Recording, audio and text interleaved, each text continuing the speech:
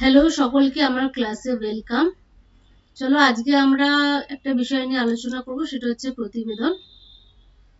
বেশ কিছুদিন ধরে আমরা এই প্রতিবেদন নিয়ে আলোচনা করছি। তো আজকে এটা হচ্ছে থার্ড একটি প্রতিবেদন যেটা নিয়ে আমরা আলোচনা করতে চলেছি। আর প্রতিবেদনটা দেখো কি, প্রতিবেদনটা হচ্ছে যে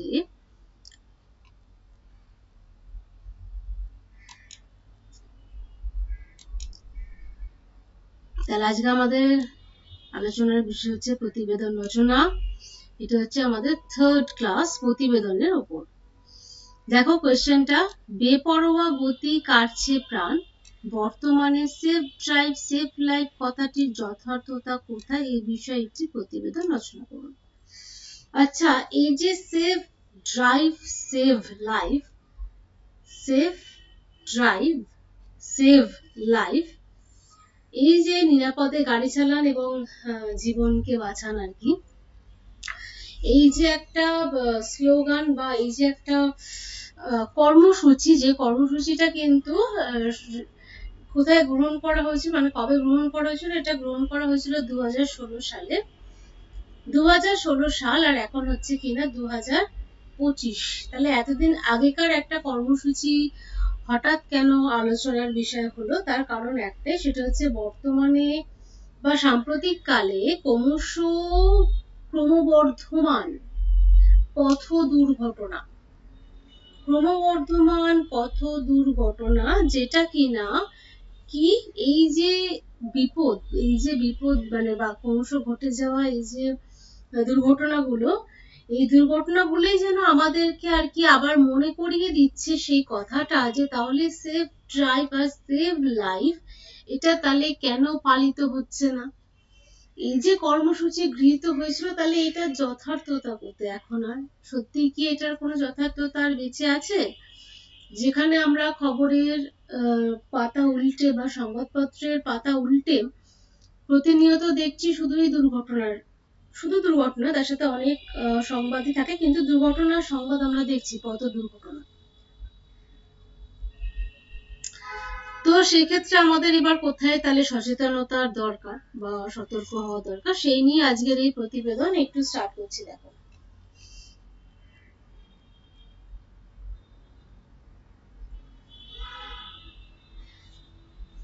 আচ্ছা, এগুলোর ক্ষেত্রে এটা আমি দেখছি সফটওয়্যারের জন্য যেটা হয়েছে সেটা হচ্ছে যে শিরোনামটা, সেই শিরোনামটা কিন্তু কি হয়েছে না, একসাথে মিশে গেছে। আচ্ছা, আমি একটু ঠিক করে দিচ্ছি।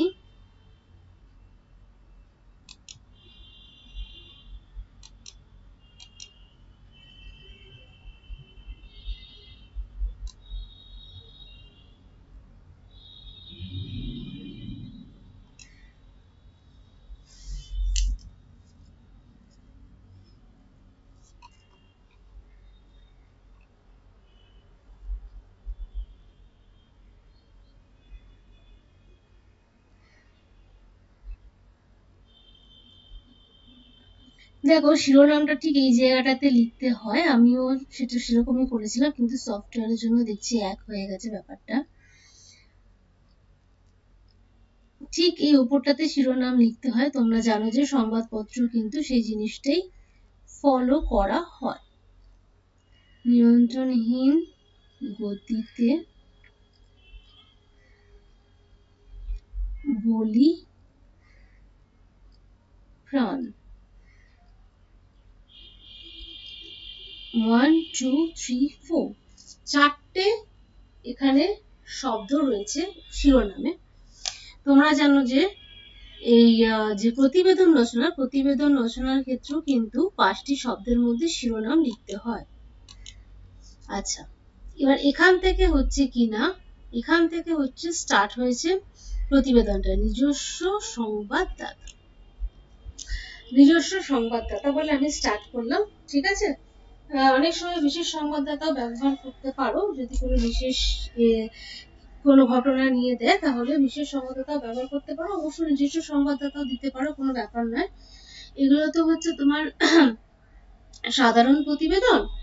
এবার সাধারণ প্রতিবেদনে সাধারণত বিভিন্ন আর কি ঘটে যাওয়া ঘটনাগুলোই থাকে, যেমন গতকাল একটা ট্রেন দুর্ঘটনা ঘটলো, বা আগামীকাল, সরি আগামীকাল তো না, যা ক্ষেত্রে সেটা গতকালেরই হয়, বা গতকাল কোনো একটি জায়গায় খুব গুরুতর একটা পথ দুর্ঘটনা হলো, এই বিষয়গুলোকে কেন্দ্র করে সাধারণত সাধারণ প্রতিবেদন লেখা হয়ে থাকে এবং মিসলেনিয়াস যেটা আসে। কিন্তু মিসলেনিয়াসের কোয়েশ্চেনে আমি যেটা দেখেছি সেটা হচ্ছে যে শুধু সেই সব ঘটনাগুলোই নয়, এরকম বিশেষ কিছু টপিকও কিন্তু দিয়ে দেয় এবং সেটাকে কিন্তু সাধারণ প্রতিবেদন, কারণ আমরা জানি যে একমাত্র সম্পাদকীয় প্রতিবেদন যেগুলো সেগুলো কিন্তু ডাব্লিউবিসিএস আসে। ক্লার্কশিপে তো সাধারণ প্রতিবেদন থাকে এবং সেটা অনেকটা ছোট লিখতে হয়, মানে স্টাফ রিপোর্টার হিসাবে ছোট রিপোর্টের মতো লিখতে হয়। আর মিসলেনিয়াসের ক্ষেত্রে যেটা থাকে 40 মার্কসে, সেটা কিন্তু সাধারণ প্রতিবেদনই থাকে, কিন্তু বিশেষ টপিকের ওপর দিয়ে দেয়, সেক্ষেত্রে নিজস্ব সংবাদদাতা বিশেষ সংবাদদাতা দিতে পারো, কোনো ভুল নেই সেক্ষেত্রে। আচ্ছা, দেখো সাম্প্রতিককালে ঘটে যাওয়া কিছু পথ দুর্ঘটনা আমাদের চোখে আঙুল দিয়ে দেখিয়ে দেয় রাস্তাঘাটে বেপরোয়া বাস ও অন্যান্য যানবাহন কিরূপ মানুষ খেকোতে পরিণত হয়েছে।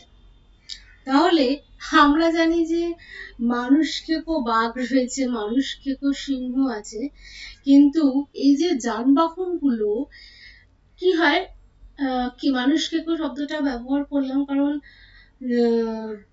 বাঘ বা সিংহ কি করে, মানুষকে খেয়ে মেরে ফেলে, সেরকমই কাজ করছে কিন্তু এই যানবাহনও, যারা কিন্তু মানুষকে করতে পরিণত হয়েছে তারা কিন্তু মানে নির্মম নির্মম ভাবে কিন্তু তারা কোনো মানুষের তরতাজা দেহটার উপর দিয়ে পিষে চলে যাচ্ছে, এবং তখনই কিন্তু কোনো কাছের মানুষ হারাচ্ছে তার প্রিয়জনকে, কোনো সংসার ভেঙে যাচ্ছে, কোনো সংসারের মাথা সেই কিনা বলি হয়ে যাচ্ছে।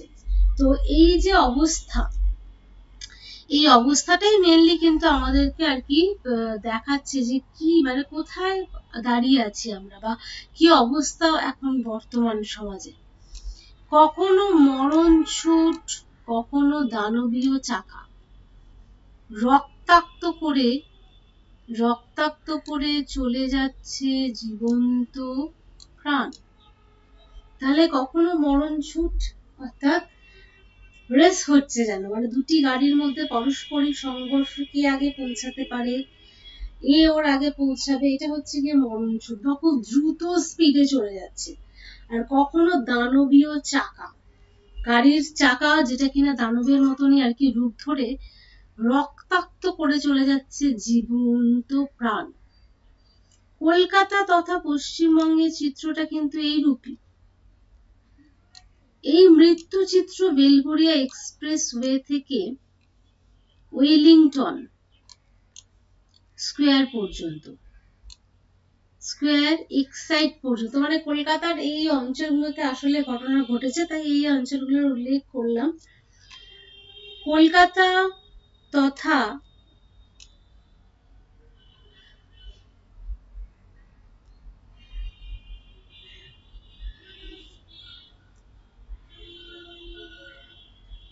আচ্ছা, এখানেও আবার যেটা সমস্যা হয়েছে সফটওয়্যারের, দেখো এই শেষ লাইনটাতে,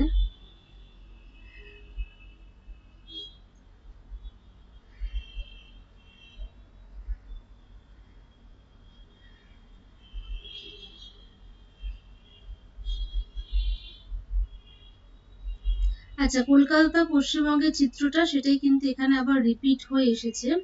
এখানে শুধু হবে যে এক্ষেত্রে সেফ লাইফ সেফ ড্রাইভ, এক্ষেত্রে সেফ ড্রাইভ আর সেভ লাইফ এগুলো কিন্তু তাৎপর্য শুধু এইটুখানি হবে। আর এই লাইনটা কিন্তু এখানে সফটওয়্যারের কারণে অ্যাড হয়ে গেছে, কেটে দিচ্ছি। তোমরা যখন কিন্তু এগুলো পড়বে তখন এই জিনিসগুলো একটু নোটিস করে নিও, পারলে টুকে নিও ঠিকঠাক মতো যদি কোথাও ভুল থাকে।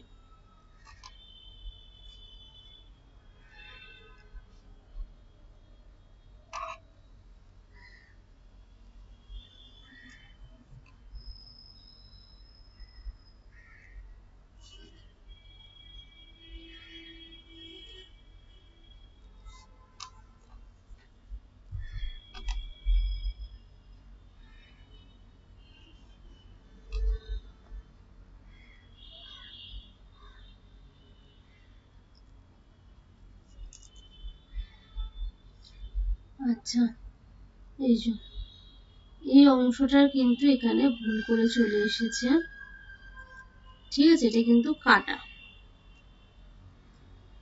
এই লাইনটুকু কাটা, শুধু এখান থেকে এক্ষেত্রে সেফ ড্রাইভ সেফ লাইফ কিন্তু তাৎপর্যহীন, এইটুখানি হবে। এবার নেক্সট প্যারাতে কি বলছে দেখো, আমরা জানি যে মুখবন্ধে জাস্ট আলোচনাটুকু করে যে কি কি হচ্ছে বা কি ঘটছে ওইটুখানি করে আমরা কিন্তু এবার যাব ব্যাখ্যা অংশে, যেখানে যথারীতি আর কি ব্যাখ্যার অবকাশ আছে। যেহেতু প্রতিবেদন শব্দটির অর্থই বিবরণী, তো সেখানে বিবরণ করবার কিন্তু অবকাশ আছে, এটা কিন্তু সারমর্ম বা বিষয় সংক্ষিপ্তকরণের ঠিক বিপরীত, তাই তো। তো এই ব্যাখ্যা অংশটাতে আমরা প্রসঙ্গত উল্লেখ্য বলে স্টার্ট করি। পথ নিরাপত্তায় জনসচেতনতা বৃদ্ধির জন্য 2016 সালে 8ই July safe life safe drive, এটা লাইফ হয়ে গেছে আবার, sorry, safe drive save life কর্মসূচি গ্রহণ করে পশ্চিমবঙ্গ সরকার। সচেতনতা বোধের অভাবে মূল্যবান জীবন মাঝপথেই থেমে যায়। বর্তমানে ব্যস্তময় জীবনে গতি একদিকে যেমন মানুষকে এগিয়ে দিচ্ছে, গতি যখন বেপরোয়া হচ্ছে তখন যানবাহনের দৌরাত্ম্য, গাড়ির রেষারেষি কি করছে না, মানুষের জীবনকে রোধ করছে। তাহলে একদিকে যেমন এখন মানে সায়েন্স খুবই উন্নত, গতি এসেছে আমাদের, আমরা এখন আর কি গতি হচ্ছে আমাদের কি বলবো একটা বৈশিষ্ট্য, মানে গতিতে চলতে হবে, গতি হচ্ছে এখনকার মুখ্য বিষয় জীবনে। তো এই যে গতি একদিকে যেমন এটা আমাদেরকে এগিয়ে দিচ্ছে প্রতিনিয়ত, তেমনি কিন্তু আবার আমাদের জীবনটাকেও রোধ করছে। তো এই পরিস্থিতিতে মানুষ কতটাই বা সেফ, রাস্তায় বেহাল অবস্থা, গাড়ি রাস্তায় পথচারীর পরিসর আলাদাভাবে নির্দিষ্ট নয়, বলছে এত রাস্তার বেহাল অবস্থা, ঠিক আছে, কোথাও চাঙড় খসে পড়ছে, মানে কোথাও উঠে গেছে শুনছি, মানে এরকম অবস্থা, কোথাও গর্ত, এরকম হচ্ছে রাস্তাঘাটের অবস্থা। তার উপর কি বলছে যে মানুষ মানে ফুটপাত আর হচ্ছে যে মেন রাস্তা, দুটোর মধ্যে যে ব্যবধান সেটা কিন্তু অনেক জায়গায় সেভাবে নির্দিষ্ট নয়। কারণ এই কারণেই তো মানে দুর্ঘটনাগুলো হচ্ছে, কারণ মানুষকে রাস্তায় আসতে হচ্ছে, এবং যে বড় রাস্তা বা মেন রোড সেখানে গাড়ির সামনে দিয়ে তাদেরকে হাঁটতে হচ্ছে। তো এটাই হচ্ছে কথা, এই যে ব্যবধান গুলো কিন্তু অনেক রাস্তায় নির্দিষ্ট নয়, তো এই কারণেই আরো মৃত্যুটা হচ্ছে। মোবাইল ব্যবহারের ক্ষেত্রে কোনো নিয়ম কিন্তু পালিত হয় না, তাই গাড়ির গতিকে নিয়ন্ত্রণ করলেও দুর্ঘটনাকে এড়ানো যাবে না। এখানে দুর্ঘটনাটা দয় দীর্ঘ হয়ে গেছে, এটা দয় হ্রস্ব হবে, দুর্ঘটনা স্পেলিংটা ভুল আছে, দয় হ্রস্ব হবে।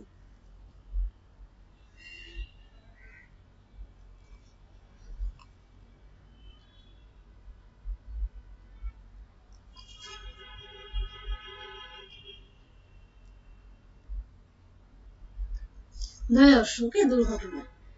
তো এই হচ্ছে ব্যাপার যে মোবাইলের ব্যবহারে অনেক আর কি নিয়ম নীতির কথা বলা হয়েছিল, মানে নীতি বলতে মানে যে নিয়মগুলো, যে মোবাইল এখানে ব্যবহার করা যাবে না, ওখানে ব্যবহার করলে ফাইন হবে, কিন্তু আদপে সেগুলো কিছুই কিন্তু হয় না। সেই নিয়মগুলো কিছু নিয়ম সবই আছে, কিন্তু মানা কিছু হয় না, কাজের কিছুই হয় না আসলে। তো এই জন্যই মেনলি এই দুর্ঘটনাগুলো ঘটছে বলে এই ব্যাখ্যা অংশটা এখানে শেষ করে এবার আসছি কোথায় না, এটা হচ্ছে সমাপ্তি অংশে। সমাপ্তি অংশটা কিভাবে সমাপ্ত হয়েছে দেখো, এ বিষয়ে বলা যায় সেফ ড্রাইভ সেভ লাইফ স্লোগানকে বাস্তবায়িত করতে বিশিষ্ট ভূমিকা পালন করতে হবে পুলিশ প্রশাসনকে। যেহেতু পুলিশ প্রশাসন, ট্রাফিক পুলিশ, এরা যেহেতু ব্যাপারটা দেখাশোনা করে, তাই এদেরকে কিন্তু আরো কি করতে হবে না, বিশিষ্ট ভূমিকা পালন করতে হবে। সর্বোপরি সকলকে নিজের সামাজিক দায়িত্ব পালন করতে হবে, সকলকে, মানে এই যে কতটায় ফোন ব্যবহার করব বা ঠিক কিভাবে গাড়িটা চালাবো, মানে কতটা সতর্ক থাকবো, সবাইকে কিন্তু সচেতন থাকতে হবে। আর কি বলছে, ট্রাফিক বিভাগ একটু সচেতন হলেই সুষ্ঠুভাবে শহর সচল রাখতে পারে। তাহলে ট্রাফিক বিভাগকে কিন্তু আরেকটু সচেতন হতে হবে, যদি হয় তাহলে কিন্তু এই শহর অনেক সচল হতে পারে।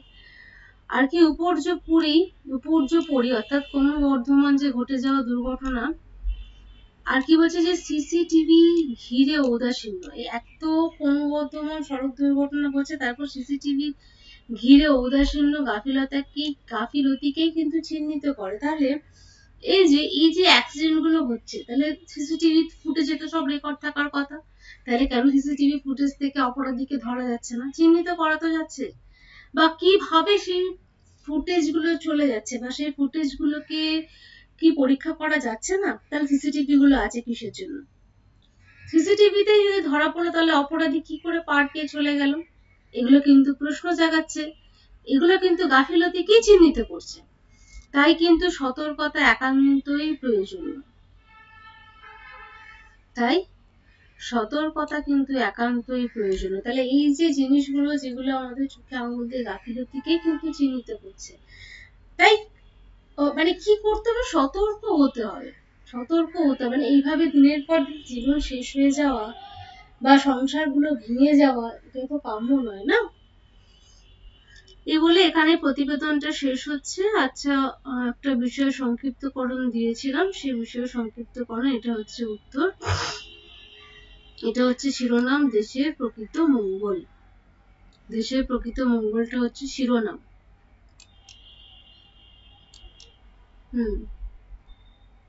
দেশের প্রকৃত মঙ্গল।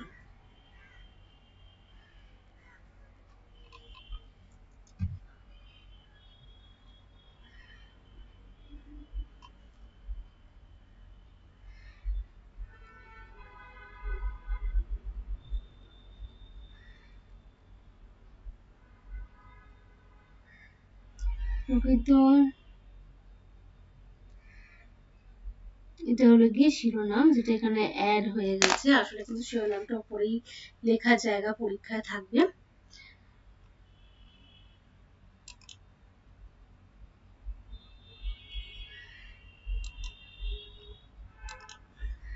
দেখো, আমাদের দেশের অধিকাংশ কৃষিজীবী মানুষের শ্রমে দেশের সমৃদ্ধি ঘটে। কৃষিজীবী মানুষরা অবহেলিত হয়, তাদেরকে তুচ্ছ জ্ঞান করা হয়, কিন্তু তাদের জন্যই কিন্তু দেশের সমৃদ্ধি। কৃষকের মঙ্গলই প্রকৃতপক্ষে কিন্তু দেশের মঙ্গল হয়, তাই কৃষকের মঙ্গল একান্ত প্রয়োজন। কারণ তাদের যদি মঙ্গল হয় তবেই তারা মানে তবেই তারা বাঁচবে, তবেই তারা আর কি শস্য উৎপাদন করতে সার্থক হবে।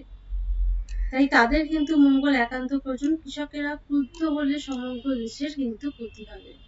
তাহলে কৃষকরা যদি এখন কোনোদিন ক্রুদ্ধ হয়ে পরে বলে যে কৃষিকাজ করবো না, তাহলে আমরা কি খাবো, কি খেয়ে বাঁচবো, আমরা কি খেয়ে বাঁচবো?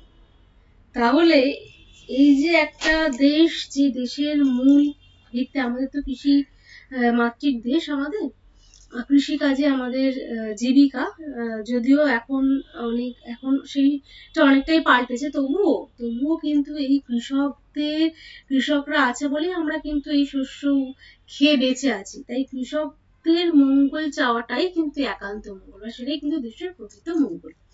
তো এই ছিল বিষয় সংক্ষিপ্তকরণ উত্তরটা, তোমরা মিলিয়ে নিও, যা যা প্রবলেম হয়েছে সেটা কারেকশন করে নিও। চলো, আজকের ক্লাসটা তাহলে এখানেই সমাপ্ত করছি। বাই।